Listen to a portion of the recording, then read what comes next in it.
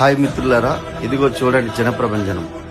ఈ ఇండస్ట్రీ కొన్ని లక్షలాది మందిని కోటీశ్వరులను తయారు చేసిన ఇండస్ట్రీ. ఆ ఇండస్ట్రీని మనకు భారత ప్రభుత్వం 1996లోనే మనకు పరిచయం చేసింది.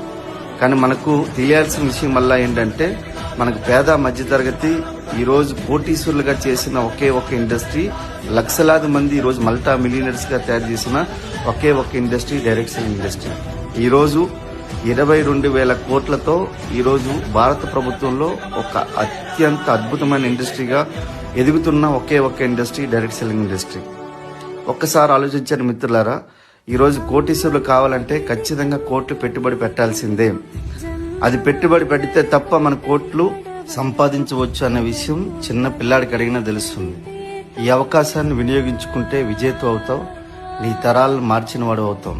అందుకే ఈ అవకాశం ప్రతి ఒక్కరూ వినియోగించుకునేటట్లు మనకి ఈరోజు గవర్నమెంట్ ఒక పటిష్టమైన చట్టాన్ని ఏర్పరిచింది.